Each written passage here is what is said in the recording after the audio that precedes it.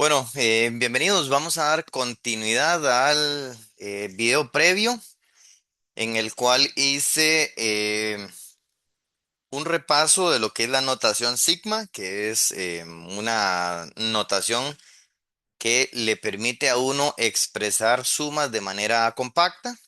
Como usted puede ver ahí en la proyección, eso se corresponde al video previo.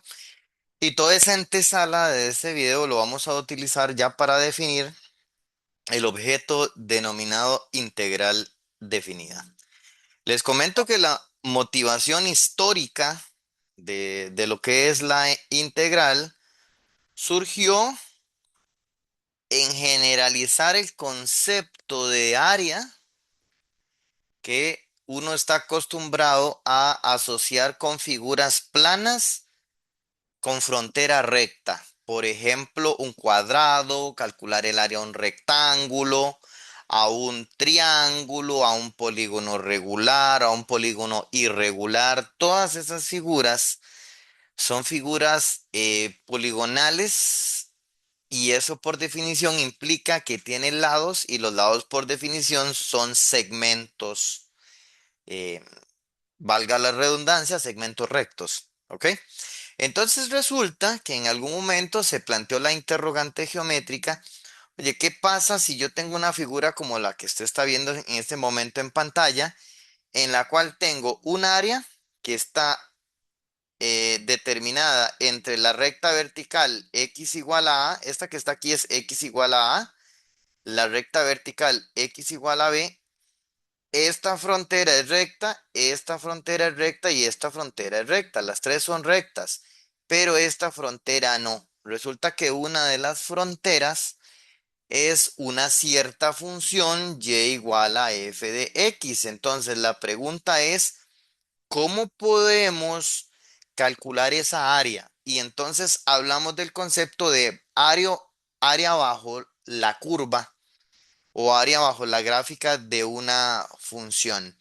Y de hecho, este problema es muy representativo de la esencia que representa el cálculo, porque el cálculo infinitesimal, asociado al límite, asociado a las derivadas y particularmente a las integrales, em, pues tiene que ver con procesos de aproximación. Yo voy de un proceso finito a un proceso infinito haciendo uso justamente de los límites. Entonces, uno trabaja en primera instancia con aproximaciones. Si yo quiero calcular esta área bajo la curva, vean que una idea muy, muy clave es hacer un proceso como este. Uno dice, qué interesante, yo quería el área bajo la curva y como yo no sé calcular el área de figuras cuya frontera no son rectas, entonces lo que hago es un proceso de aproximación. Vea qué interesante lo que les estoy indicando.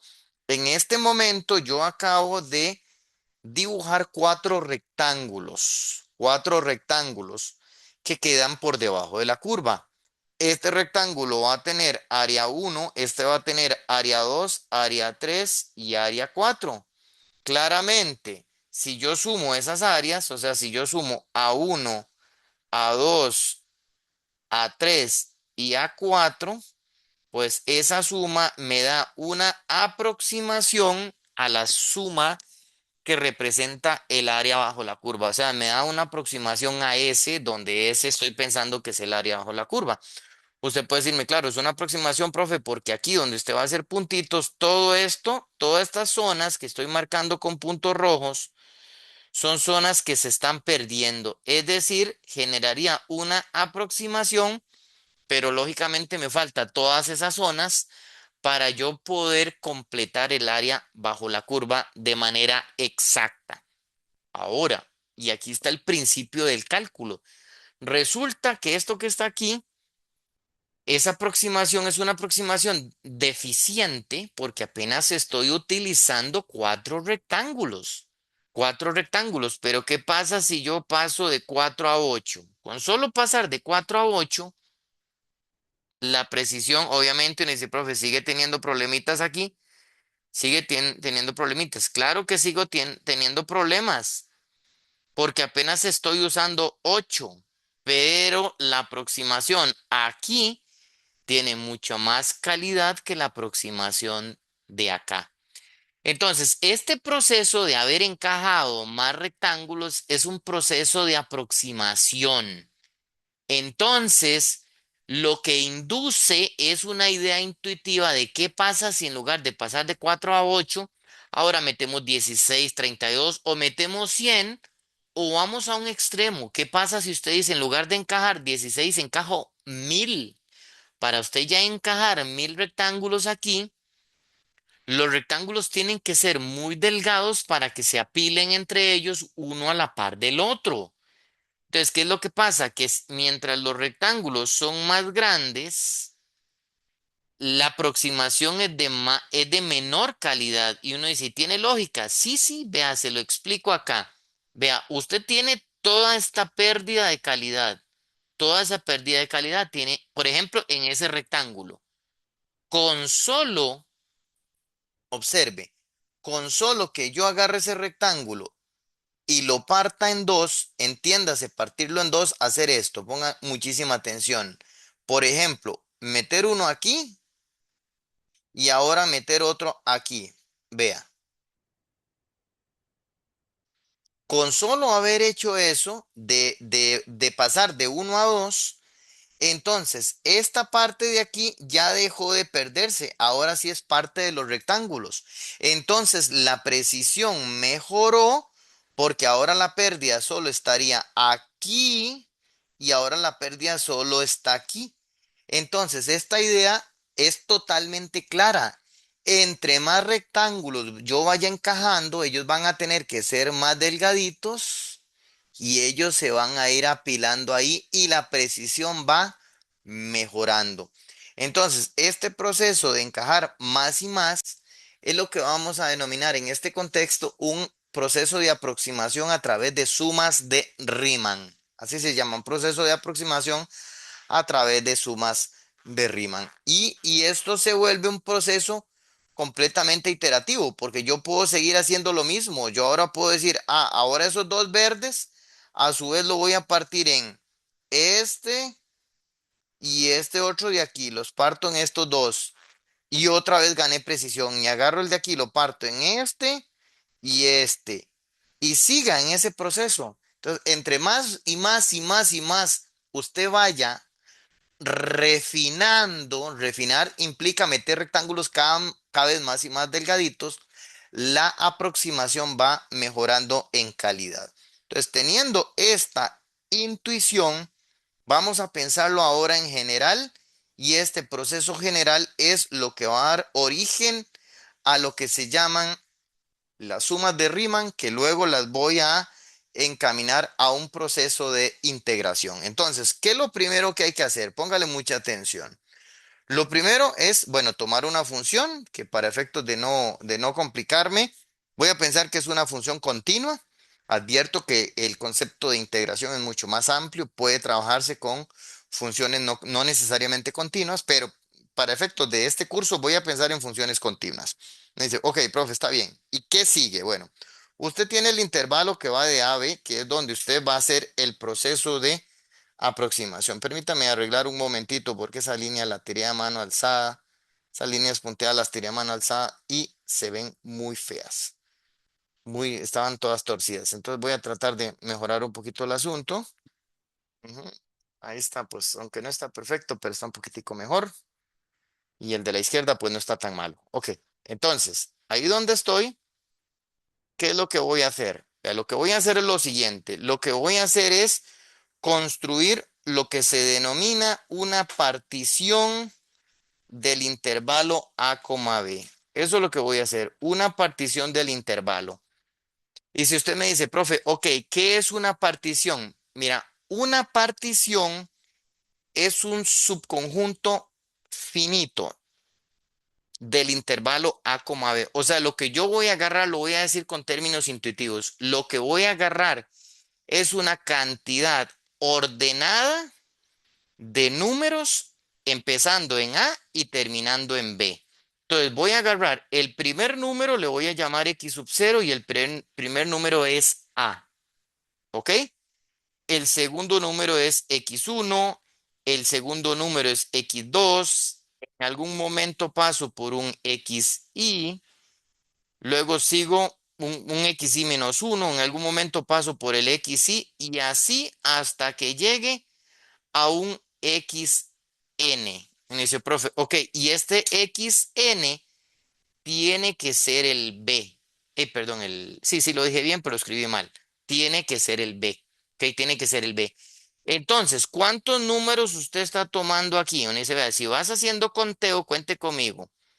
Uno, 2 y menos uno y hasta n. ¿Cuántos números llevo hasta ahí? N. Uno dice, profe, pero le falta contar el primero. Sí, me falta contar el primero. Así que tomé n más un números, que en el contexto de las particiones decimos que tomé n más un punto. Si uno dice, ok, profe, en la figura, ¿dónde se colocan esos puntos? Vea, esos puntos funcionan así. Digamos que este que está aquí es el x0 y este que está aquí es el xn.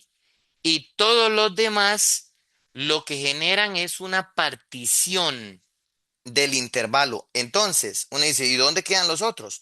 Son puntos intermedios que están entre A y B.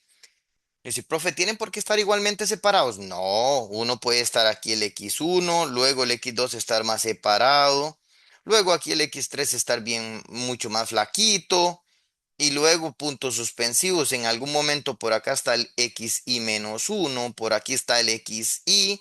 Sigo.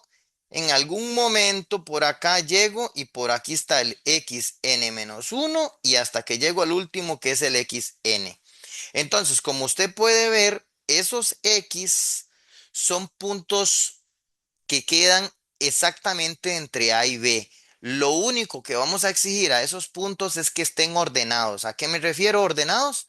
Que el x0 fijo tiene que ser más pequeño que el x1, el x1 más pequeño que el x2 y así consecutivamente hasta llegar al x sub n. Tienen que ser de manera ordenada. Entonces, a este conjunto finito P que está compuesto por x0, x1, x2 y así hasta llegar a xn, ese conjunto finito es lo que se llama una partición del intervalo. Es lo que se llama una partición del intervalo. Y uno dice, profe, si nos devolvemos un momento a la página anterior donde teníamos la figurita de 4 o también de 8 rectángulos, me voy a devolver un momento. Entonces, intuitivamente es como que yo diga, este es el x0, este es el x1, este es el x2, este es el x3, x4, x5, x6, x7 y B en este caso sería el x8. Como la figura es muy pequeña, me cuesta un poco escribir, pero vea que llegué hasta el x8. ¿Por qué llegué hasta el x8? Porque tengo 1, 2, 3, 4, 5, 6, 7, 8. Entonces, cuando usted parte en 8 rectángulos, va a partir desde x0 hasta llegar a x8 para tener un total de 9 puntos, porque se cuenta desde 1 a 8 y el x0 cuenta también. Entonces, en total vas a tener 9 puntos. Entonces, esta figura geométrica está induciendo la partición x0, x1, x2 y así hasta que llego hasta x8. Entonces, hablar de una partición inmediatamente induce la construcción geométrica de esos rectángulos, porque usted podría decirme, ok, profesor, ¿para qué le interesa a uno hacer una partición? ¿Para qué le interesa a uno hacer esos puntitos? Interesa porque entonces yo voy a pensar lo siguiente, voy a pensar que este primer, ojo lo que le voy a decir, ese es el primer subintervalo. El intervalo completo es desde A hasta B. Esa primera parejita de puntos de x0 a x1 se le llama el primer subintervalo. Pongo con otro color. El que va de x1 a x2, es el segundo subintervalo. Uno más. Este que está aquí es desde x2 hasta x3 es el tercer subintervalo. ¿Y qué es lo que vamos a hacer? Lo que vamos a hacer es en cada uno de esos subintervalos, vamos a tomarlo como una base para construir un rectángulo. Es decir, intuitivamente ponga la atención a lo que voy a tratar de animar. Es como hacer esto de aquí a aquí y luego subir. Y luego subir. ¿Ves? Hacer eso sería el primero. El otro, claro, el rectángulo no es exactamente ese, ya casi te lo explico, pero es la intuición. Vea, ve este otro. Sigue, sigue. Otro. O sea, estos subintervalos lo que generan estos subintervalos, lo que van a generar son las bases de los rectángulos de aproximación. Por acá tengo el iésimo. Ajá.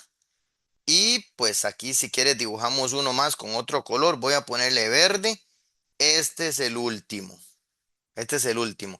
A sabiendas de que hay un montón aquí en el centro, ¿verdad? Que hay un montón. Nada más que les ponemos puntos suspensivos porque no sé cuántos son. Ahora usted dice, profe. ¿Por qué? ¿Por qué es que se pone así, así tan raro? ¿Por qué se pone X0, X1, X2, X, hasta un XN? Porque la intención de esto es hacerlo en general, pensar no que tengo 3, ni que tengo 4, ni que tengo 8. Voy a decir que tengo N, con la intención de que si yo lo hago así arbitrario, en un futuro lo que voy a hacer es tomar el límite cuando N tiende a infinito. En cambio, si yo lo hago para una cantidad fija, no tiene sentido que yo diga que voy a hacer el 8 tender a infinito, porque me dice el 8 no tiende a infinito, el 8 es 8. ¿Me entiende? Entonces, uno no debe hacerlo para una cantidad fija. Voy a hacerlo para una cantidad variable y a esa cantidad variable le voy a llamar n. Esa es la intención de esta explicación teórica que estamos haciendo. Ok, siguiente duda. Uno dice, profe, muy bien, vamos a construir el primer rectángulo, ok, está bien. Pero el primer rectángulo, entonces, pensemos en lo siguiente. Me dice, profe, el primer rectángulo va a ser así, pero ¿hasta dónde lo subo? Así, así, o dónde lo coloco? ¿Dónde lo coloco? Ok, la explicación es la siguiente. Lo que vamos a hacer es agarrar un punto aleatorio. Cuando digo un punto aleatorio, significa un punto cualquiera. Entonces, lo voy a denotar en mi figura como poniendo aquí como un asterisco. Digamos que cayó ahí. Y uno dice, profe, ¿ese asterisco quién es? Es un punto cualquiera en el primer rectángulo. Cualquiera. Eso es un número aleatorio. Y uno dice, ok, este número que está aquí lo voy a usar con la intención siguiente. Póngale demasiada atención. Vas a agarrar a ese número. Vea lo que voy a hacer. Vas a pararte en él y vas a buscar la función. Aquí está, estoy marcando la función. Póngale mucha atención. Ahí marqué la función. Aquí fue donde ella llegó. Y uno dice, ¿y para qué sirve eso? Esa es la guía. Donde le cayó este el aleatorio, entonces me voy a ir a la función y lo voy a tomar como guía para construir mi primer rectángulo de aproximación. Póngale atención a la animación. Vea, vea, vea, vea, vea, vea. Ahí está. Entonces, lo que hice fue generar un punto aleatorio en el primer intervalo. Y lo que me dio, me voy a la función y entonces lo tomo como el primer rectángulo de aproximación. Entonces, ese primer rectángulo, esta idea la voy a seguir repitiendo. Ahora paso al segundo, voy a agarrar el mismo color. Genero un aleatorio, lo voy a marcar en rojo para que se note. Digamos que dice, profe, le cayó el aleatorio, es donde sea. Cuando digo aleatorio, piensa intuitivamente como cuando usted agarra un dardo, pensando un dardo como en un modelo de un casino, ¿verdad? Tengo la ruleta circular y yo, tiro. Pues piense que yo estoy tirando un dardo y lo tiré y me cayó aquí. ¿Le cayó ahí? Ah, bueno, entonces ahora ¿qué voy a hacer? Agarro la herramienta de segmento. Agarro el color respectivo, me paro y busco la función. Entonces, me llegó aquí, profe. Ahí le llegó. No pasa nada. Aquí llegó. Entonces, con esa altura, voy y construyo. Me paro en la base, vea, póngale atención a la animación, tomo la base y vea la altura. La altura con el punto celeste de arriba. Agarro la herramienta de lápiz y pinto, pinto. Este proceso se llama aproximar con los rectángulos, valga la redundancia, con los rectángulos de aproximación. Uno dice, profe, qué interesante, porque en esta idea, por ejemplo, aquí usted está metiendo más área de la cuenta en esta esquinita, aquí está perdiendo. Correcto. Aquí estoy metiendo más de la cuenta y por aquí algo estoy perdiendo. Así consecutivamente. Dice, pero la idea en un futuro es que los rectángulos no estén tan gorditos. Al estar tan gorditos, hay pérdida o ganancia de área. Cuando ellos se comienzan a ser muy delgados, entonces esa pérdida y ganancia tiende a cero. ¿Y quién me va a ayudar a hacer ese proceso? Los límites, los límites. Entonces voy con el último. Bueno, ese no es el último, pero bueno, sigo esa idea, sigo esa idea. Pensemos, para ya no perder tanto tiempo, pensemos que en el tercer rectángulo me quedó así y que me quedó, qué sé yo, una cosa como así. Digamos que ese es el rectangulito que seguía. Por lo tanto, estoy suponiendo que el aleatorio me generó un puntito como aquí y este es el rectángulo de aproximación. Sigo en ese proceso, hago uno más y este lo tengo que hacer de color anaranjado. Supongamos que el aleatorio me cayó por aquí. Agarro color anaranjado, agarro la herramienta de segmento, me paro, busco la función, agarro la herramienta de, ajá, y aquí me estoy haciendo el rectángulo de aproximación. Ahí está. Entonces, este es el rectángulo de aproximación. Y quiero que le pongan demasiada atención porque entonces este proceso sigue, sigue, sigue, sigue. Entonces, centrémonos un momento, vamos a razonar, porque lo que quiero es, ahora es que comencemos a calcular, vamos a comenzar a calcular el área de esos rectángulos. Uno dice, ¿por qué calcular el área de esos rectángulos? Sí, ¿para poder qué?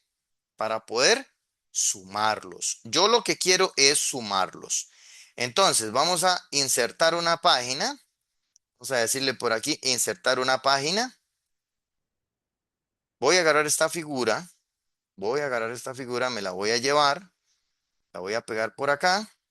¿Con qué intención? Esta es la construcción geométrica de la integral, para que ustedes entiendan la idea. Y la vamos a utilizar para calcular integrales. Esto es genial. Entonces, vea lo que vamos a hacer. Vamos a agarrar, voy a agarrar el rectángulo. Vamos a ver si lo puedo agarrar. Va a costar agarrarlo. Voy a robarme el azul. Y dice, profe, ¿para qué va a hacer eso? Vea lo que quiero. Me lo voy a traer y lo voy a poner aquí abajo. Lo que voy a decir es que ese rectángulo azul, su base mide delta x1. Le voy a llamar así. Un nombre, simplemente. Delta x1. Ahora agarro, ojo la animación, voy a tratar de cacharme el celeste, a ver si puedo. No, ese no era. Va a estar difícil cacharse ese bendito. Ahí, de pura casualidad lo pegué. Ok, me lo traigo para acá. Este es el segundo. Y ese segundo, ¿cómo le voy a llamar a la base? Le voy a llamar delta de x2. Así le voy a llamar. ¿Ok? Pero me dice, profe, pero suave, suave. ¿Quién es delta de x1? Vea, ¿quién es delta X1? No le haga mucho enredo. ¿Quién es delta X1? Es la longitud de aquí a aquí. Pero si esto es X0 y esto es X1, ¿cómo saco yo la longitud de ese intervalo? Al X1 le quito el X0. ¿Me explico? Al valor más grande le quito el valor más pequeño y ya obtengo quién es delta X1. Es X1 menos X0. ¿Quién es delta X2? O sea, ¿quién es la base del segundo rectángulo de aproximación? Dice, profe, ahora sería agarrar el borde más grande, que es el X2, y le resto el X1, es X2 menos X1. Pues entonces pongámosle aquí que el delta X2 es X2 menos X1. Y así consecutivamente, ¿quién va a ser el delta X3? Es X3 menos X2. Y así sigue el proceso. hasta que llego, por ejemplo, ¿quién es el delta XY? Es el XY menos el XY menos uno y sigue, así consecutivamente. Entonces, profe, uno dice, profe, ¿para qué hablamos de esos deltas? Es que yo quiero calcular el área de esos rectángulos. Si yo quiero calcular el área de esos rectángulos, necesito la base y necesito la altura, porque el área de un rectángulo es base por altura. Entonces, ¿quiénes van a ser las bases? Estas cosas que le anoté aquí son las bases. El delta X1, el delta X2, delta X3, así son las bases. Y ahora la pregunta es, ¿quién es la altura? ¿Cuánta altura tiene ese rectángulo? Entonces dice, profe, usted calculó la altura de la siguiente manera. Usted generó un punto aleatorio aquí. Ok, este punto aleatorio le tengo que poner algún nombre. Uno dice, ¿para qué le vas a poner nombre? Porque yo después me fui y le calculé altura. Y calcularle altura significa calcularle el valor de la función en el eje Y. O sea, yo necesito saber quién es este punto. Me explico, quién es esta imagen. Porque la imagen va a ser la altura. La imagen va a ser la altura. Entonces le voy a poner como nombre. ¿Le puedo llamar X1? Me dice, no, profe, no le puede llamar X1 porque este borde se llama X1. Estarías haciendo una duplicidad. No puedes llamarle X1. Entonces hagamos un trato. Vamos a llamarle X1 y le vamos a poner en la posición del exponente, le vamos a poner un asterisco. Y me dice, ¿y ese asterisco qué significa? Significa que fue un punto aleatorio. En este contexto, ese asterisco colocado en la posición del exponente, estoy pensando como en un aleatorio. Entonces, esto lo que significa es un aleatorio y este uno lo interpreto como que es en el primer intervalo. Ahora, a este de aquí, ¿cómo le voy a llamar? Le voy a llamar X2 aleatorio, es decir, el segundo aleatorio en el segundo intervalo. Por acá tengo un X3 aleatorio en el tercer intervalo. Por acá tengo el XY aleatorio en el décimo intervalo. ¿Y qué es lo que hizo digamos, la construcción? La construcción lo que está haciendo es agarrar y calcularle la imagen. Entonces, si yo le digo a usted, ¿cuál es la altura de este primer rectángulo del azul? Es la imagen de X1 aleatorio. ¿Cuál es la altura del segundo rectángulo, el que está aquí? Sería f de x2 aleatorio y así consecutivamente. ¿Lo ven? Son las imágenes de esos aleatorios. Bien, la imagen de esos aleatorios. Entonces, este rectángulo, ¿qué altura tiene? F de x1 aleatorio. ¿Qué altura tiene este, que es el segundo? F de x2 aleatorio. Y así consecutivamente. Entonces, si yo le digo a usted, ahora sí, ¿cuál va a ser la aproximación del área? Del área bajo la curva. ¿Cuál va a ser la aproximación del área bajo la curva? La aproximación, no puedo poner un igual, tengo que poner una aproximación, sería el área del primer rectángulo, más el área del segundo rectángulo, más el área del tercer rectángulo. Puntos suspensivos. El área del décimo rectángulo, más puntos suspensivos hasta el área del rectángulo número n. Ok. Pero ¿quién es el área del primer rectángulo? Vea, el área del primer rectángulo, o si quiere hagamos un trato. Para eso le enseñé a usted la notación sigma. ¿Cómo puedo escribir todo esto de manera compacta? Sería la suma desde igual 1 hasta n de a sub i. ¿Ok? Eso es la interpretación de todo esto utilizando la notación sigma. Y ahora lo que significa esto es calculemos la iésima área, la iésima área. ¿Y cómo se calcula la iésima área? Uno dice, profe, en todos los casos sería agarrar la base y multiplicarla por la altura. O lo mismo es una multiplicación. Yo puedo decir base por altura o altura por base. Ok, ¿cuánto miden las alturas? Uno dice, profe, en el caso del primero, es fx1 asterisco. En el caso del segundo, fx2 asterisco. Entonces, en general, ¿cuál sería la altura? Es f de xy asterisco. Y esto multiplicado por la longitud de la base. Cuando es el primer rectángulo, es delta x1. Cuando es el segundo rectángulo, la base mide delta x2. Entonces aquí va a ser delta de x y. Y esta cosa que está aquí es lo que vamos a llamar una suma de Riemann. Una suma de Riemann. Esa cosa se llama una suma de Riemann, que en términos geométricos lo que estás haciendo es calcular la imagen de un aleatorio en el décimo intervalo. Le calculas la imagen para generar la altura y esta es la longitud de la base. Entonces, este producto lo que está es calculando el área de aproximación del décimo rectángulo. Y esta aproximación, por ejemplo, en la explicación inicial del día de hoy, es como que yo dijera que el área de este es A1, A2, A3, A4 y los voy sumando. Pero yo no quiero tener 8 ni 16, quiero tener muchísimos, porque entonces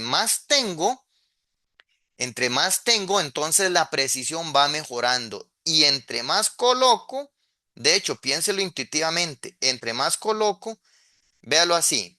Voy a hacer algo bien extraño. Si usted está colocando, siempre que usted coloque rectángulos, mientras que ellos sean gorditos, usted siempre tiene errores. ¿Me explico? Mientras usted coloque rectángulos, aquí siempre van a haber errores de aproximación. Aquí me falta área, aquí más bien me está sobrando. ¿Estamos de acuerdo? Pero ¿qué pasa? Ojo lo que le voy a decir. ¿Qué pasa si los rectángulos son tan flacos y qué pasa con un rectángulo? Ve la animación. ¿Qué pasa con un rectángulo? De hecho, lo voy a hacer incluso un poquito con el borde más delgado. ¿Qué pasa con un rectángulo? Así genera mucho error arriba, pero ¿qué pasa si el rectángulo yo lo comienzo a hacer flaco? Vea, vea. ¿Qué pasa si lo comienzo a hacer flaco? ¿Qué pasa con el error arriba? El error tiende a cero. Entonces, vea, voy a hacer un rectángulo. Eso es un rectángulo ya muy flaquito. ¿Qué pasa si yo agarro ese rectángulo y le pongo otro a la par? ¿Y qué pasa si yo agarro ese que le puse a la par y le coloco otro a la par? Muy, muy, muy delgadito, muy, muy, muy delgadito, mucho, y le coloco otro y le coloco, ya ese se me hizo gordo. Esa no era la idea, de que se me hiciera gordito. Pero bueno, yo creo que la idea ya se entendió. Si yo agarro ahora este otro y lo coloco aquí, entonces los rectángulos delgaditos se van apilando perfectamente. De hecho, un rectángulo delgadito, de hecho, véalo así de lejos. Véalo si yo se los pongo así de lejos. Usted ni siquiera ve rectángulos, usted lo que va viendo son segmentos. Entonces, yo lo que necesito es pensar en que cuántos rectángulos yo voy a ir colocando aquí, cuántos voy a ir colocando. Usted dice, profe, entre más delgados usted los vaya colocando, en el infinito es como si usted comenzara a colocar infinitos segmentos apilados uno a la par del otro, por así decirlo. ¿Ok? Entre más coloco, la precisión mejora. Entonces, esa intuición me permite hacer lo siguiente. Yo lo que voy a decir es que si yo agarro esta suma de Riemann, si yo agarro esa suma de Riemann, vamos a colocarla por acá. Vamos a hacer esto un poquito más pequeño porque me parece que lo hice demasiado grande. Ajá. Si yo agarro esta suma de Riemann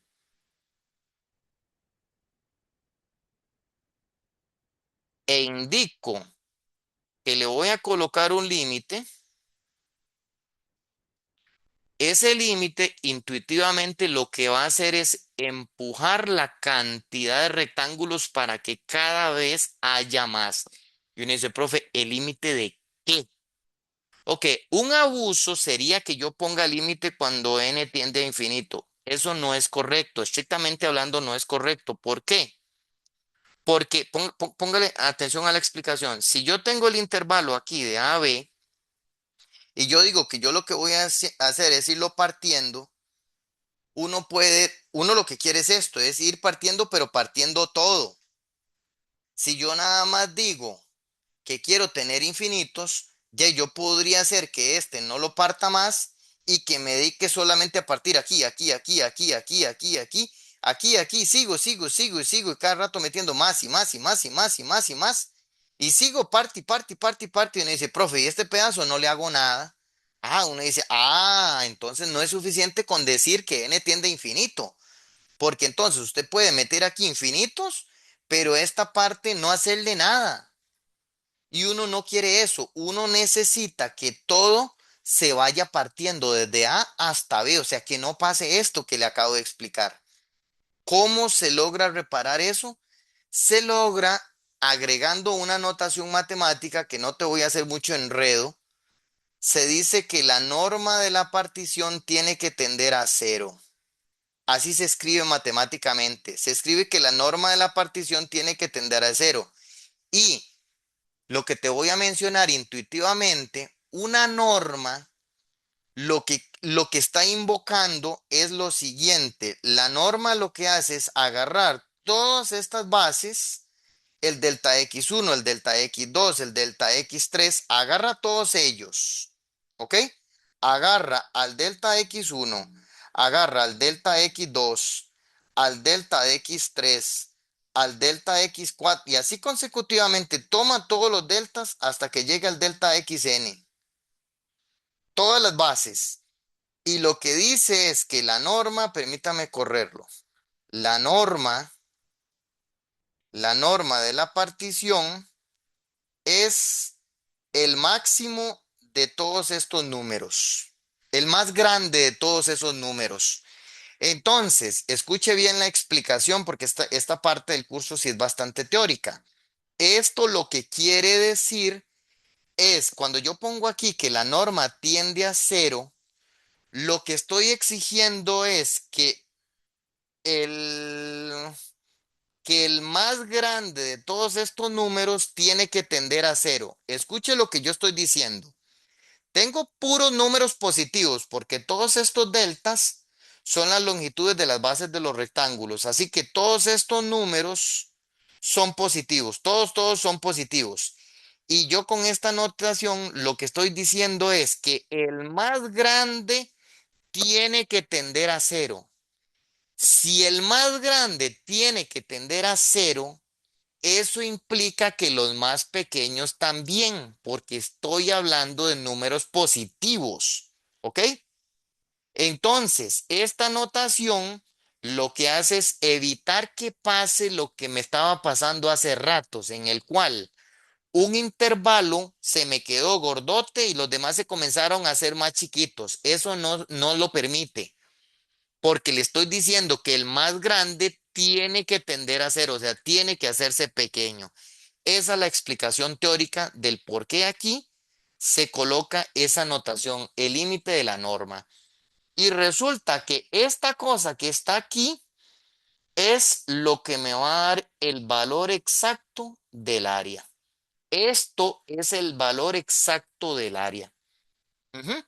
Entonces uno dice, profe, sí, pero está soñando, porque entonces significa que para calcular un área hay que calcular esto. Sí, teóricamente hay que calcular esa cosa. Y esta cosa que está aquí, ¿qué es? Esto es una integral definida.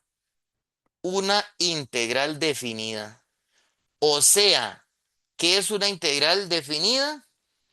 Es el límite de la norma de una partición tendiendo a cero de las sumas de Riemann. Así tal cual lo acaba de escuchar, aunque suene suficientemente complejo, pero eso es una integral definida. Ahora, ¿qué es el detalle? Que entonces los matemáticos comienzan y dicen, pues pucha, pero qué notación más horrible. ¿Esto es una integral? Sí, eso que usted está viendo es una integral.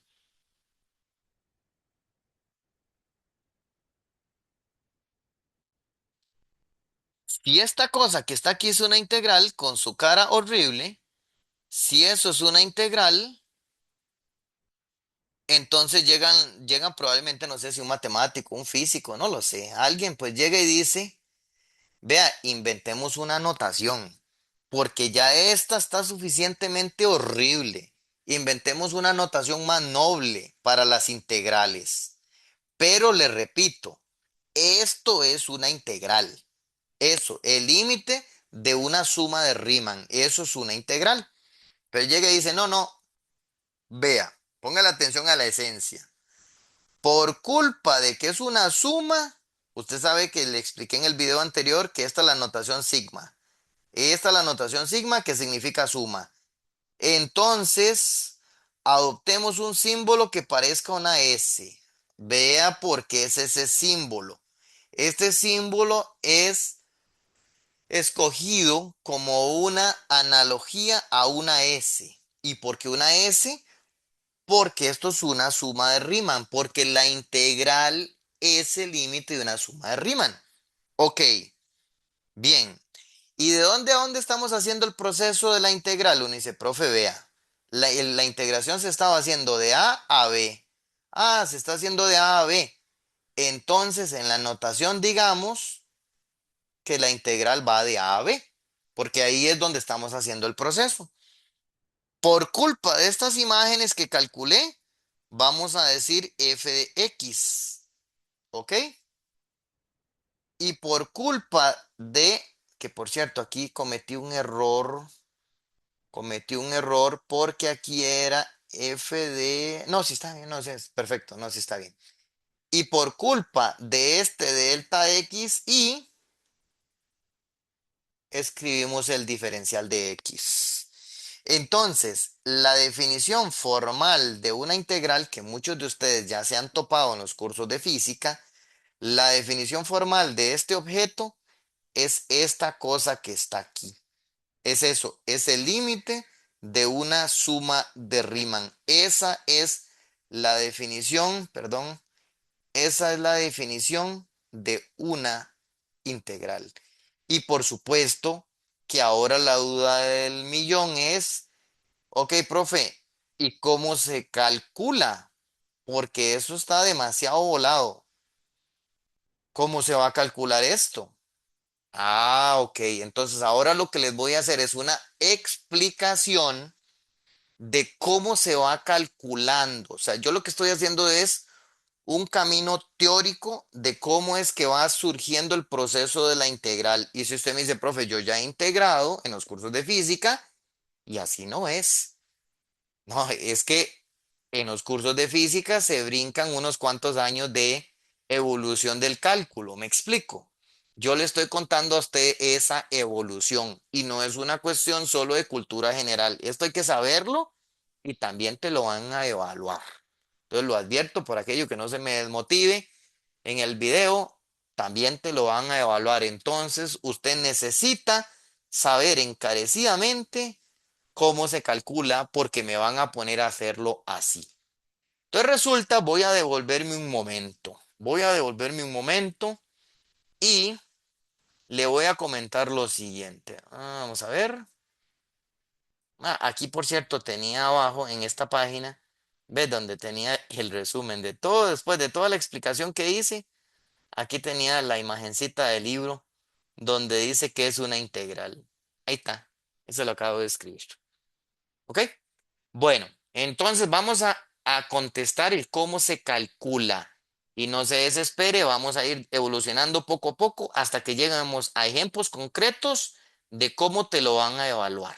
¿Ok? Entonces vamos a tratar de contestar el cómo se calcula. Me voy a devolver. Dice, profe, ¿qué vas a hacer? Vea, lo que voy a hacer es volver otra vez a tomar esta bendita figura que tenía por acá. Pero yo creo que la voy a volver a hacer mejor. Vamos a tomar otra vez la misma figura. Resulta que aparece un matemático de apellido Darboux, matemático francés de apellido Darboux.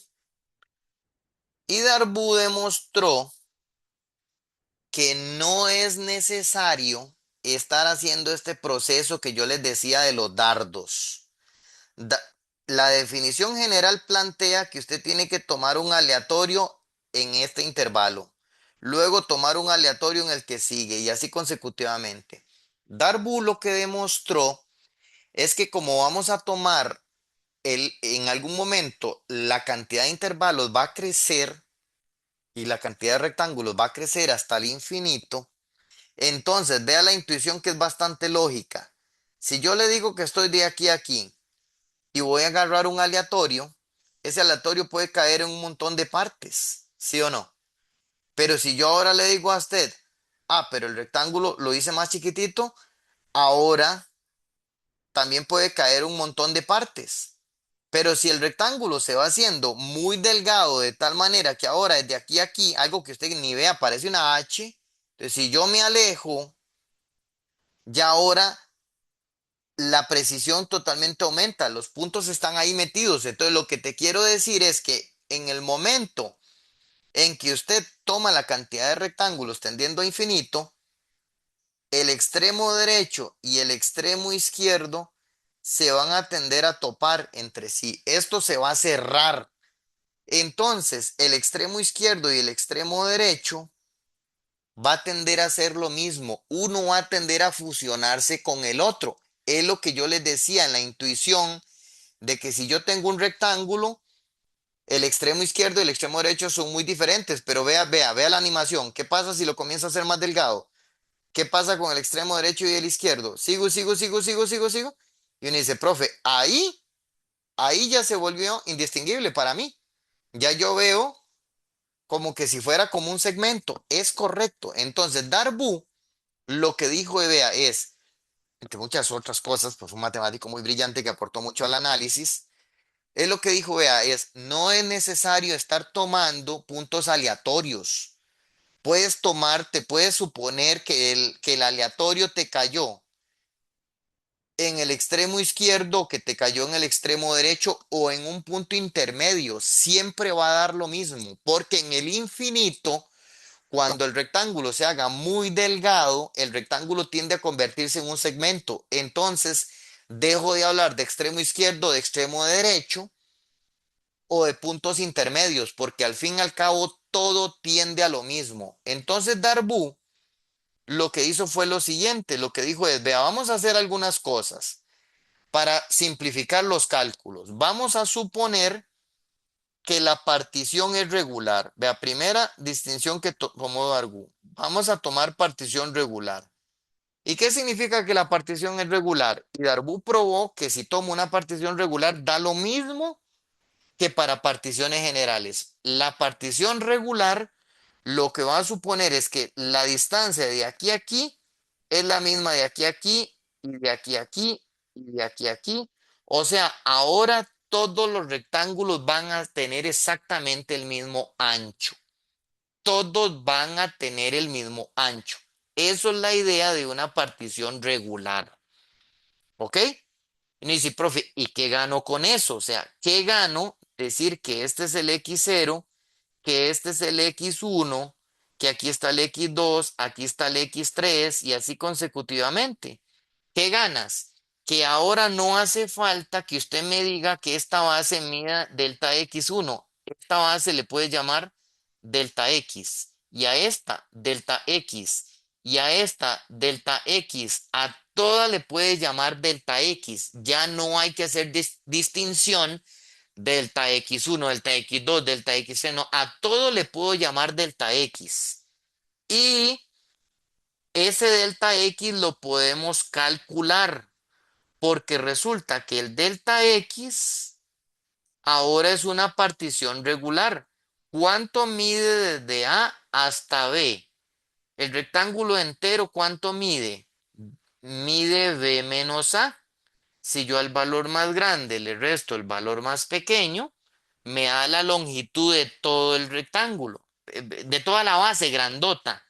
Me refiero desde aquí hasta aquí, todo entero, todo, mide B menos A. Y ahora todos estos van a medir igual. Entonces es como partir un queque en partes iguales. ¿Cuántas partes hay en total? Hay N, hay N. Entonces, si yo divido entre N, si yo divido entre N, automáticamente saco cuánto mide cada una de las bases. Ahora, en particiones regulares, cada una de las bases mide B menos A entre N. ¿Ok? Todas las bases miden igual.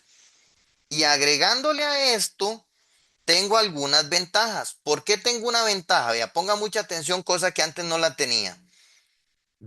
Me paro en x0, pero ahora para llegar a x1, llega a x1, sería pararme en x0 y sumarle delta x, porque te estás moviendo de aquí a aquí.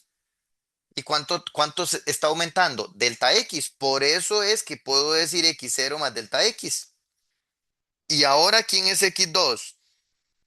Uno dice, profe, ahora sería en x1 y sumarle delta x, porque es brincar ahora de aquí a aquí.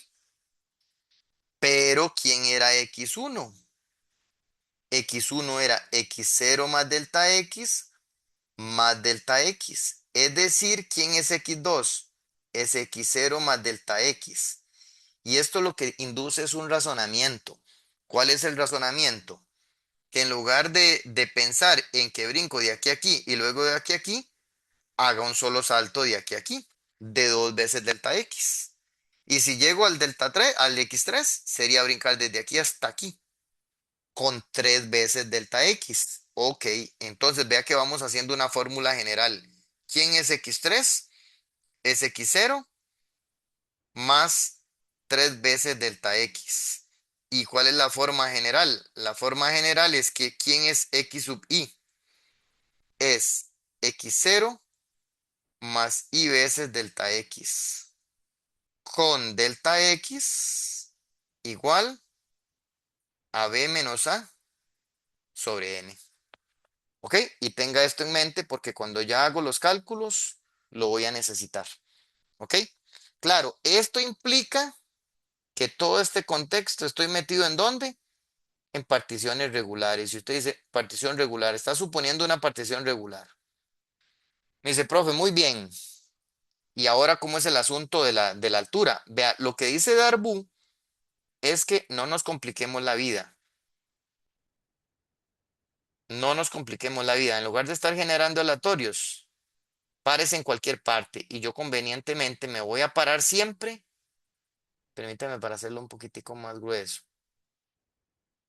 Vea lo que voy a hacer. Me voy a parar en el extremo derecho. Vea lo que estoy haciendo. Aquí tomé como altura al extremo derecho para evitarme esta cosa de estar tomando el aleatorio. Ahora, ¿quién va a ser el siguiente? Me paro en el extremo derecho. ¿Sabe que ese me le faltó? Me le paro en el extremo derecho hasta que llego a la función, ¿verdad? Sería como así. Ok. Siguiente. Me paro en el extremo derecho hasta que llegue a la función. ¿Ves? Lo que estoy haciendo es parándome en el extremo derecho. ¿Qué gano con eso? Que ahora la altura del primer rectángulo es fx1, que es el extremo derecho. La altura, la otra, altura de fx2, f de x3 y así consecutivamente. Así consecutivamente. Entonces, la definición de integral la podemos particularizar en este caso. Entonces, si tengo particiones regulares, si tengo partición regular, si tengo partición regular, la definición de la integral se adapta a esto. La integral de AB es el límite de la suma desde igual 1 hasta n de f de x y, vea que ya no estoy poniendo f de x y asterisco. Aquí estoy diciendo la imagen, vea que cuando usted varía, de una vez queda fx1, fx2, no es un aleatorio, es un f de x y, ¿ok? Por Eso es la altura multiplicado por la base. Y la base es delta X. Y les tengo una buena noticia. En el caso particular de particiones regulares, no tengo necesidad de estar escribiendo esta notación. No debo, no es que no debo, no es necesario escribir el límite con la norma tendiendo a cero, no es necesario.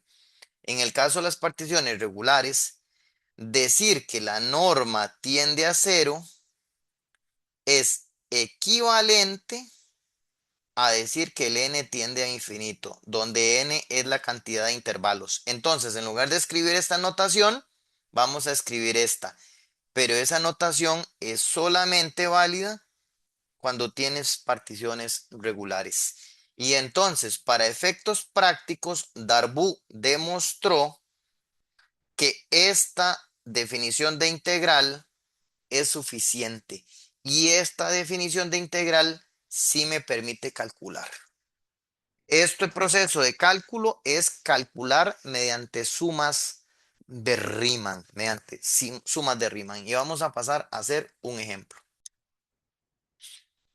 Ok, para ejemplificar esa definición, me la voy a cachar, la voy a agarrar y me la voy a llevar para acá.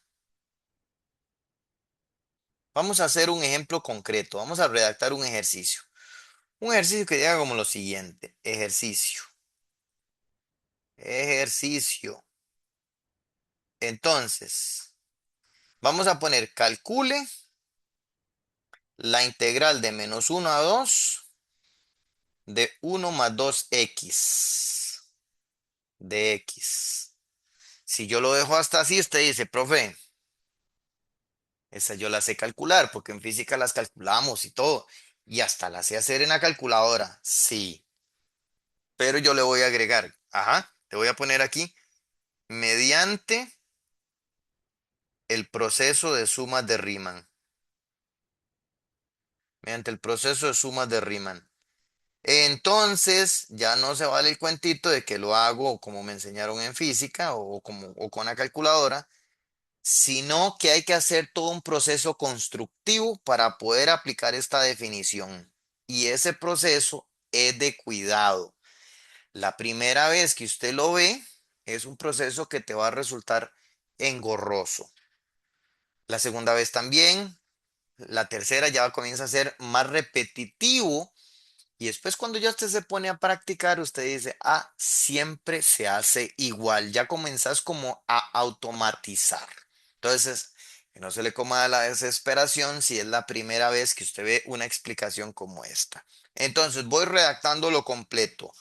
Vamos con la solución. ¿Cómo se resuelve esta cosa?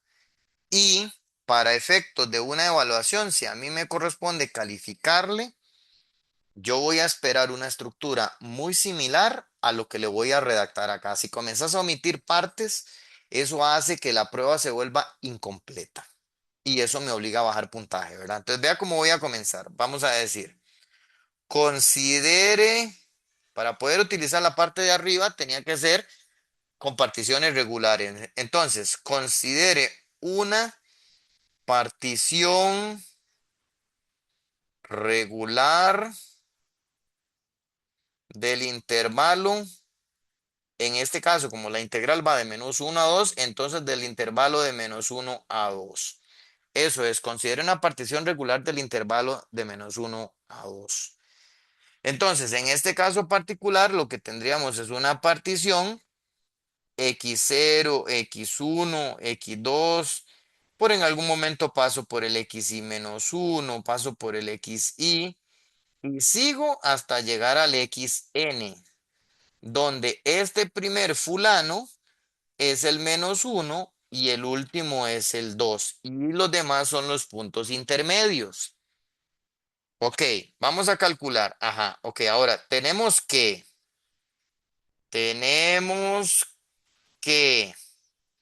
delta X es igual a, como estoy asumiendo particiones regulares, la fórmula del delta X es B menos A, que me da toda la longitud del intervalo y lo voy a partir de entre N, donde N es la cantidad total de intervalos que yo tengo. Ok, ¿quién es B en este ejercicio? Véalo aquí. El B es el 2 y el A es el -1. Entonces me queda 2 menos -1 entre N. Y esto es 3 entre N. Así que este es el delta X. Ese es el delta X. Grábeselo. Ese es el delta X. Ok, ¿qué otra cosa necesito? Ese delta X Me va a servir para meterlo acá. Vea que lo que estoy es construyendo los insumos para poder usar esa definición. Ok, ya tengo el delta X. Uno dice, profe, vea que necesitas el f de x y. Ah, sí, pero si yo necesito el f de x y, primero tengo que calcular el x y. Ok, entonces, y el x y es igual a, y vea, véalo aquí. Aquí se lo apunté. Vea quién es el x y. Véalo. Ahí está. Lo copio y lo pego. Este es el x y, que para este ejemplo particular, el x0 es el -1. Ve aquí donde se lo anoté. Más i veces el delta x, pero el delta x ya lo calculé. Es 3 entre n. Entonces, por lo tanto, el xy es -1 más 3i entre n. Ok, voy a ir en cada vez que encuentras así un resultado, lo encierro. Aquí tengo el delta x y aquí tengo el xy. ¿Qué sigue? De acuerdo con la definición. Me dice, profe, vea, de acuerdo con la definición, ahora usted tiene que calcular luego. Tengo que calcular f de x y la imagen de esa cosa. Entonces, para poder hacer eso, necesito la función. ¿Y quién es la función en este ejercicio? Vea, vea, ¿quién es la función? Véala aquí. Es la que está en el argumento de la integral. Es el argumento de la integral. Entonces, en este ejercicio, la función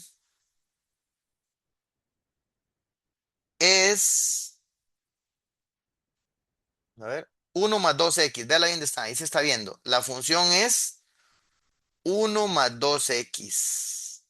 Entonces, ¿qué significa hacer f de x y? Es meter en la x el x y. Por lo tanto, ¿cuánto da? Da 1 más 2 por x y.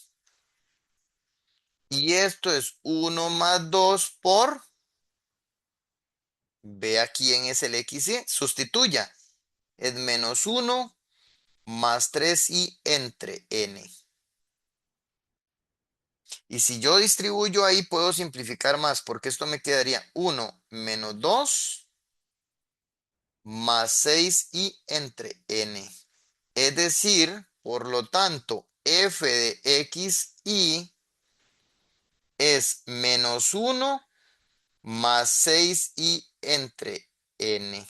Y ese es otro resultado que necesito, entonces lo encierro. Y ya estamos listos. Ya tenemos la parte más fea. Tenemos la parte más fea hecha. ¿Por qué? Porque vea la definición. Voy a irme a traer. Véala. Vea la definición.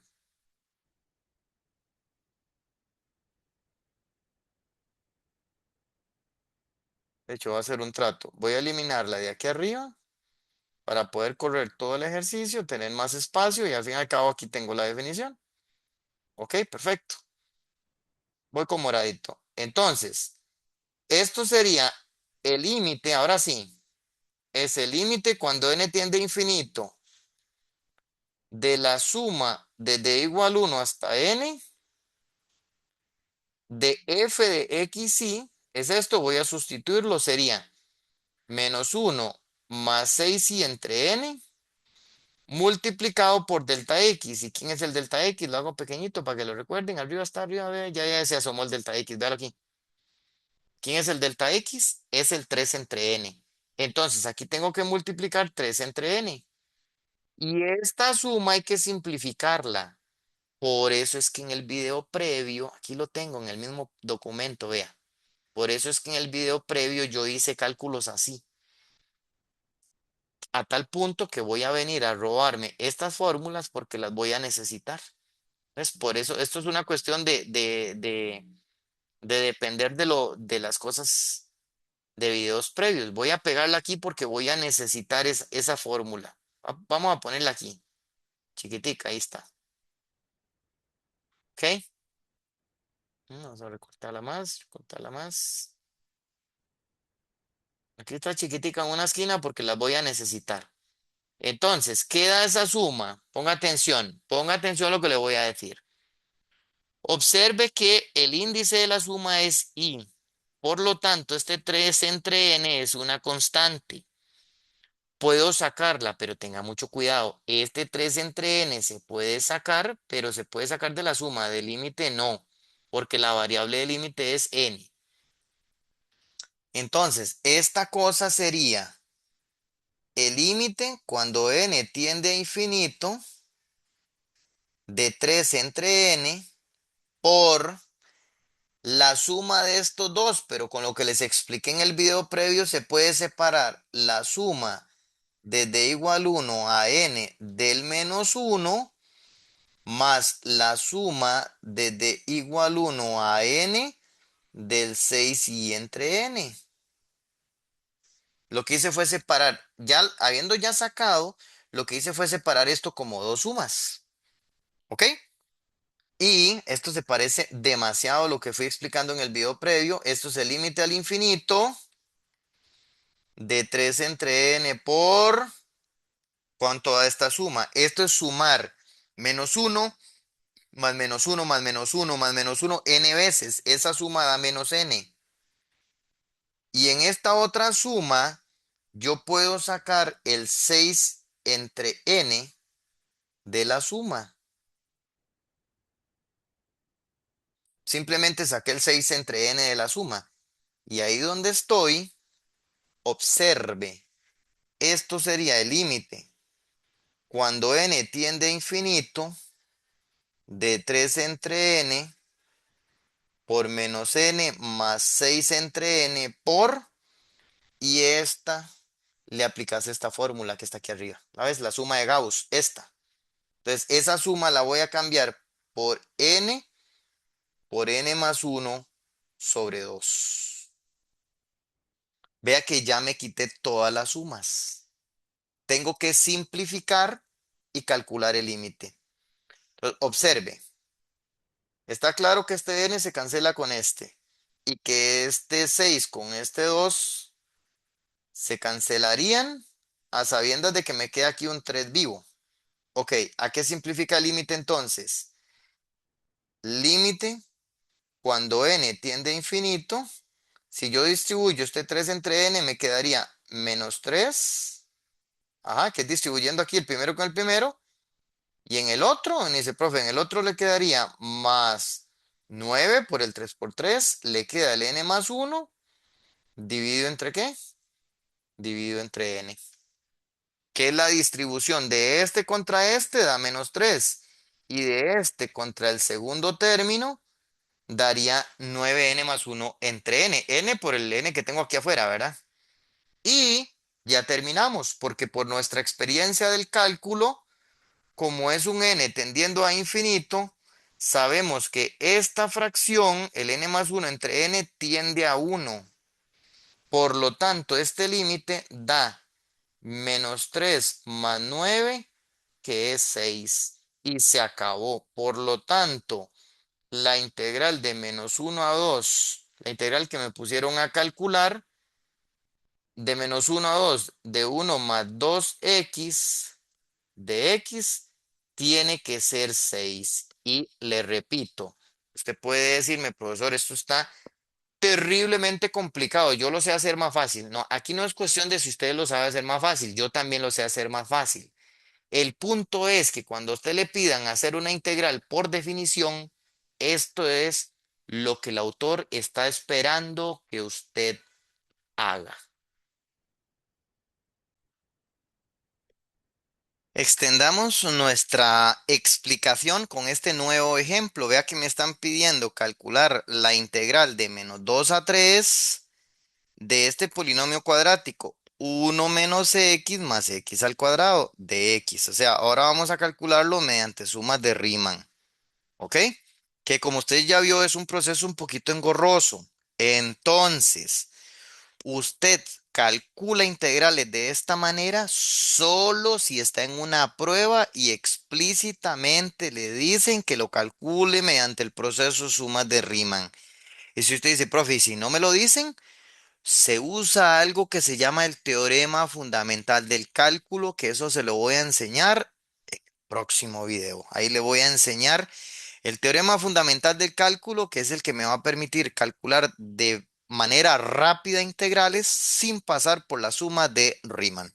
Ok. Y otro comentario que quería hacerles es que, como usted ve, los procesos se vuelven muy engorrosos. Así que normalmente, para efectos de los intereses de nuestro curso, a nosotros solo nos van a poner a calcular, como en el anterior, que era la integral, véalo aquí, era la integral de una función lineal y en este ejemplo es la integral de una función cuadrática. Me dice, profe, pero no pueden ser de otros, de una cúbica o así. Sí, pero los cálculos todavía se vuelven más engorrosos.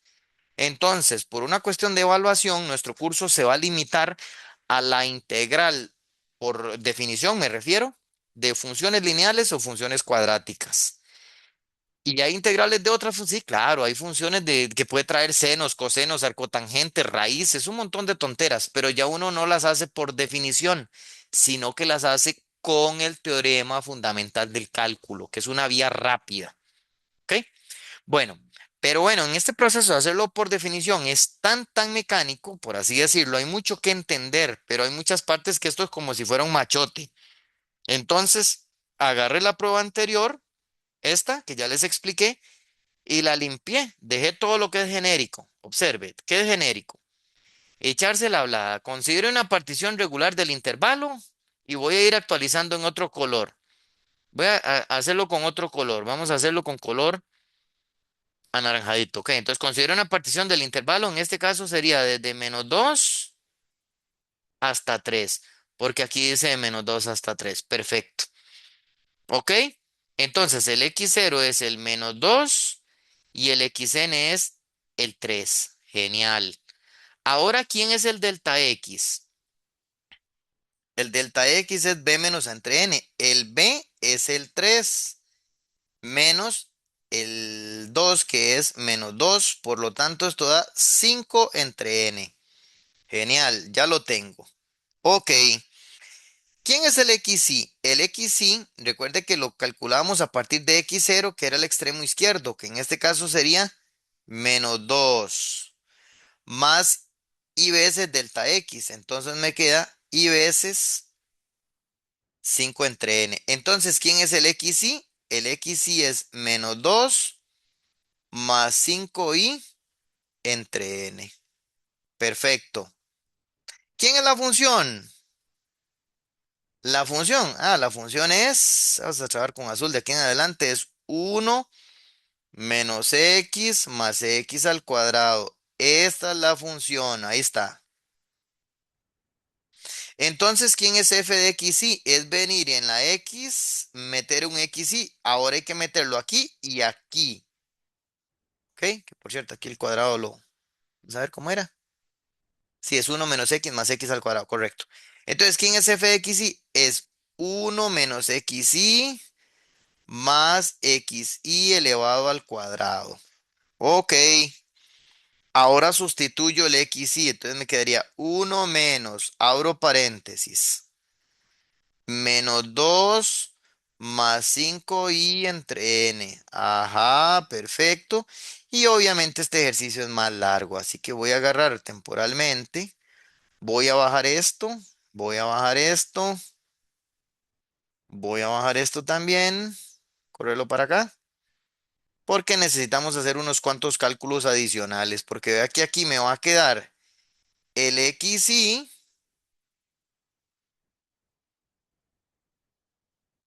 me queda elevado al cuadrado. Ujú. Entonces hay que hacer más cálculos, porque esto involucraría, primero distribuir este menos, queda 1 más 2 menos 5y entre n, que es la distribución de esto. Y ahora más, y aquí hay una fórmula notable. Primer término al cuadrado, más dos veces el primero por el segundo, más el segundo elevado al cuadrado. 25 y cuadrado entre n cuadrado. Esa es esa fórmula notable, esta. Aplicando semejantes, entonces dice, profe, este se pega con este y con el 2, entonces eso se quedaría un 7, que es el 1 más 2 más 4, ¿verdad? Luego, este con este son semejantes, es menos 5 menos 20. Entonces queda menos 25 y entre n. Y el último término no tenía semejantes, entonces dejo 25 y cuadrado entre n cuadrado. Perfecto, y ahora sí lo tengo. Entonces, ¿cuánto da el xy? Eso que está ahí. Ahí está. Entonces, pero haga más grande la caja, porque ya eso no le entró ahí. Está bien. Entonces, es la misma idea que la anterior, pero al haber involucrado una función cuadrática, el proceso se hizo más extenso. Eso es todo. Ok, ahora sí, voy. Halo esto para arriba.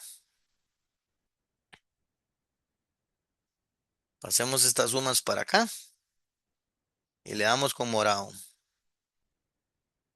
Entonces, nuevamente, esto va a ser el f de xy, que todavía no lo voy a escribir por el delta x. ¿Y quién es el delta x? Ya se me olvidó. Era 5 entre n, es este de aquí arriba, ¿ves? Aquí está el delta x. Entonces queda 5 entre n. Ese 5 entre n lo puedo sacar, pero no de límite. Entonces me queda límite cuando n tiende a infinito de 5 entre n por la suma desde igual 1 hasta n de f de x y esto. Simplemente lo vuelvo a escribir para sustituir el xy. ¿Quién es el xy? Sí, pues este fulano que está aquí, este es el xy. Ya por eso lo había calculado.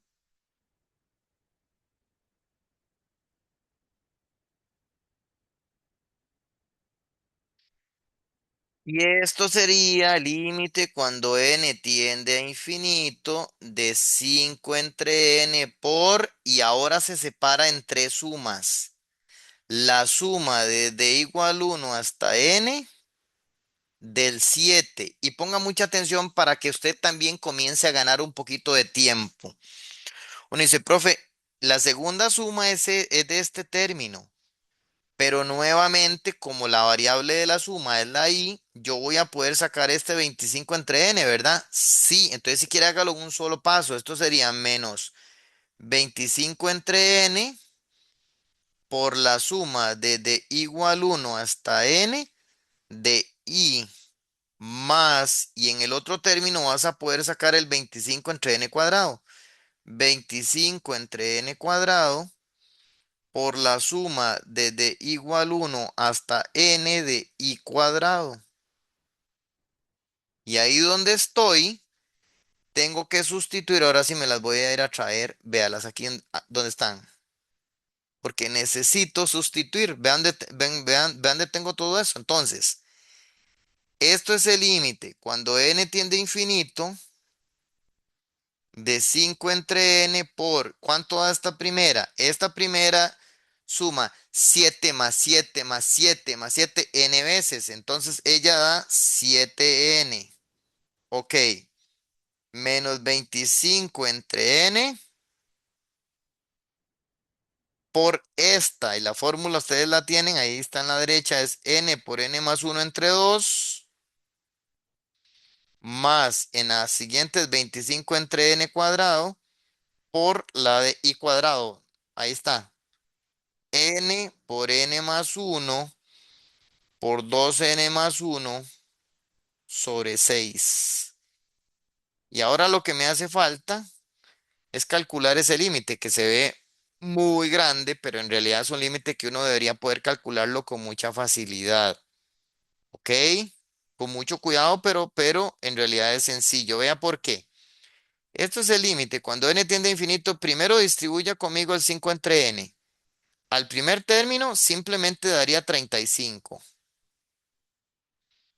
Con el segundo término va a darme 125 medios de n por n más 1 entre n cuadrado. Eso es la distribución de este con este término, con el segundo. ¿Ok?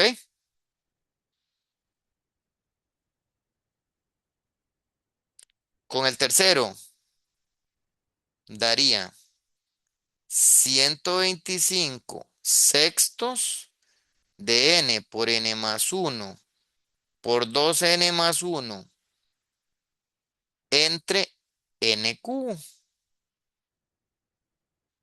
entre n cubo, que es la multiplicación de este n con este n cuadrado. Y la de este con este da n cuadrado, que es el que puse acá. Y ahí es donde yo necesito que ustedes apliquen muy bien toda la teoría de límites, porque ese límite, si usted no tiene experiencia calculando, se le hace un desorden. Y ya lo tengo. ¿Por qué? Porque esta parte da 35 menos. Y aquí no se desespere. Vea, esto es un cuadrático entre un cuadrático. Y recuerde que cuando son polinomios del mismo grado, el que sobrevive es el coeficiente principal. Pero ¿cuál es el coeficiente principal de arriba? Es n cuadrado y abajo también. Así que esta fracción va a tender a uno. Por eso va a dar el límite en ese pedazo, daría 125 medios. Más, sigo. 125 sextos multiplicado por, y vuelvo a repetir la idea conmigo. Vea, vea, vea, vea, vea. Ponga mucha atención porque esto es la forma eficiente de calcular. Este es lineal, contralineal, contralineal. Entonces, todo esto es de grado 3. Entre grado 3 tiene exactamente el mismo grado. Entonces, lo que va a sobrevivir es el coeficiente principal. Para yo no ponerme a multiplicar toda esta tontera, simplemente lo que razono es que el coeficiente principal va a ser el n con el 2n. Va a dar 2n cubo. Y 2n cubo entre n cubo implicaría que el límite va a tender a 2. O sea, todo este pedazo va a tender a 2. Esa es la forma rápida de cómo calcular esto, porque si no vas a perder demasiado tiempo haciendo toda esta multiplicación y no se necesita. Como es un límite tendiendo a infinito, lo que interesa es la potencia de mayor orden nada más. ¿Ok? Y pues lo que faltaría ahora simplemente sería de pues tomar la calculadora y verificar ese, ¿cuánto da? Ok, al hacer la operación de estos números nos da como resultado 85 sextos. Eso implicaría, por lo tanto, que la integral original, esta que está aquí, la estoy llevando para abajo para poder dar la respuesta. Entonces la respuesta entonces es que esa integral da 85 sextos. E insisto, esta integral, si usted le mete a la calculadora, le va a dar 85 sextos. E insisto, hay formas mucho más fáciles de calcular esta integral. De hecho, voy a ir haciendo un adelanto de lo que viene. En el video próximo, tengo que hacer algunas explicaciones teóricas, pero como parte del video, lo que yo le voy a explicar a usted es que si yo estoy calculando la integral de a a b, y quieres no tener que hacerlo con sumas de Riemann, porque ya usted vio que es sumamente engorroso, hay un teorema súper famoso que se llama el teorema fundamental del cálculo. El teorema lo que me dice es, vea, utiliza integración indefinida, que son todos los capítulos anteriores. ¿Quién es este f mayúscula? Es una primitiva o antiderivada. Y la vas a evaluar en el intervalo de integración. Esto lo que quiere decir es evalúe la primitiva en B, evalúe la primitiva en A y haga la resta. Esta es la vía rápida. Esta es la vía rápida, como probablemente lo han hecho en los cursos de física. Entonces, por ejemplo, si usted me pone a mí a calcular, a verificar que esto es cierto, sin necesidad de hacerlo por sumas de Riemann, porque es muy engorroso, yo quiero ver que da 85 sextos. Entonces, ¿qué es lo que dice la teoría esta que le estoy anotando aquí arriba? Que obviamente me hace falta explicarle todos los detalles teóricos de dónde es que más o menos sale eso. ¿Qué es lo que haces? ¿Qué es lo que te está diciendo este teoremita de arriba? Agarra la función que está aquí, intégrela. La integral de uno es x. La de x, x a la 2 entre 2. La de x a la 2, x a la 3 sobre 3. Y evalúela de -2 a 3. ¿Qué significa evaluar de -2 a 3? Significa que vas a agarrar el 3 y lo vas a evaluar en todas las x.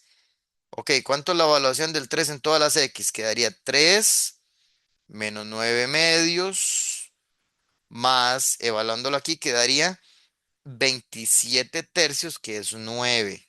¿Ok? Eso es la evaluación en 3. Ahora menos, y ahora pones paréntesis y evalúas en -2. Si evalúo -2 aquí, me da -2.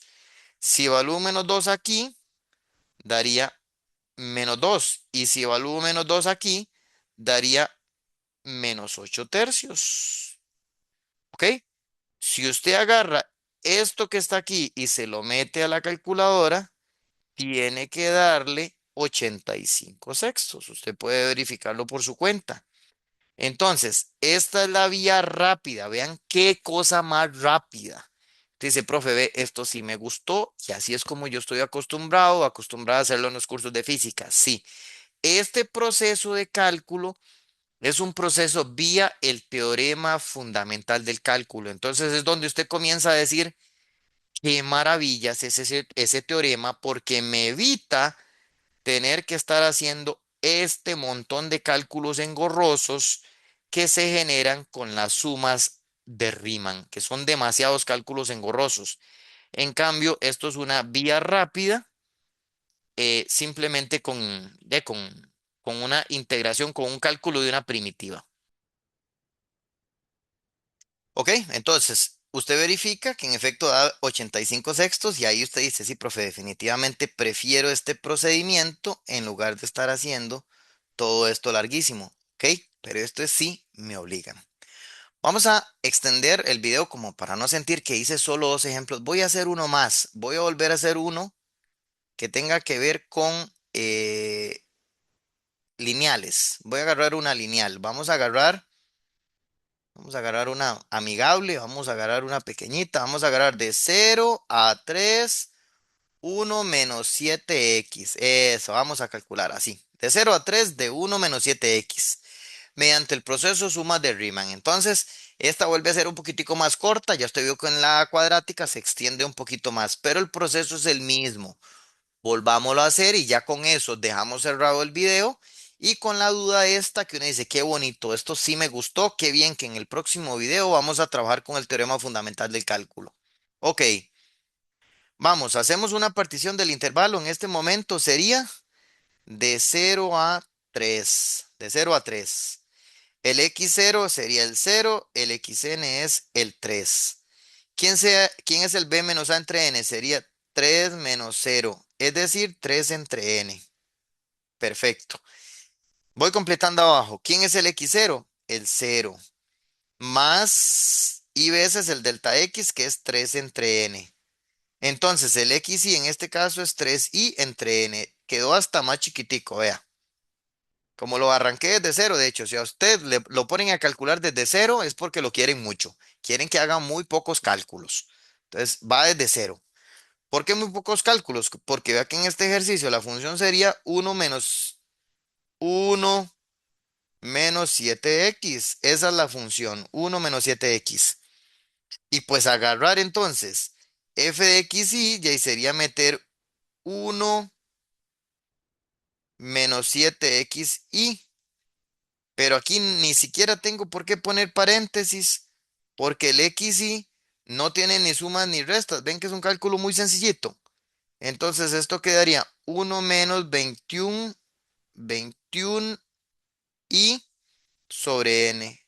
Ese es el f de xy. Entonces el f de xy es 1 - 21 y sobre n. ¿Ok? Listo, vea qué rápido vamos. Voy ya al cálculo. Entonces sustituyo. Ah, bueno, esto sería entonces, sería f de xy por delta x, pero delta x quedó 3 entre n. Y el 3 entre n lo vas a sacar siempre lo mismo, lo saco. Entonces me va a quedar el límite cuando n tiende a infinito de 3 entre n por la suma de igual 1 a n de f de x y. Pero este es el límite cuando n tiende a infinito de 3 entre n por la suma de igual 1 hasta n de f de x y, pero aquí está el f de x y, sería 1 menos 21i entre n. Ese es el f de x y. Ok, y esto es el límite cuando n tiende a infinito de 3 entre n y separo las sumas. La primera suma quedaría la suma de igual 1 a n de un 1. Y en la segunda, sacando la constante, es 21 entre n por la suma de igual 1 a n de i. ¿Ok? De i. Esto es el límite cuando n tiende a infinito de 3 entre n. Esto es 1 más 1 n veces da n. Menos 21 entre n por suma de Gauss. N por n más 1 sobre 2. Distribuyendo, queda límite cuando n tiende a infinito de 3, que es la distribución de este con este, 3. Y en la otra quedaría 63 medios de n por n más 1 entre n cuadrado, que es la distribución de este con este, queda n cuadrado. Listo. Límite, cuando n tiende a infinito, ya ni siquiera pongo límite porque ya lo puedo calcular. La primera parte es 3 y luego por la misma explicación de hace ratos, esta parte tiende a 1. Entonces va a quedar 3 menos 63 medios. Ajá. Y 3 menos 63 medios quedaría menos 57 medios. Y este sería el resultado de la integral. Entonces, por lo tanto, la integral de 0 a 3 de 1 menos 7x, que fue creo que lo que anoté, daría menos 57 medios.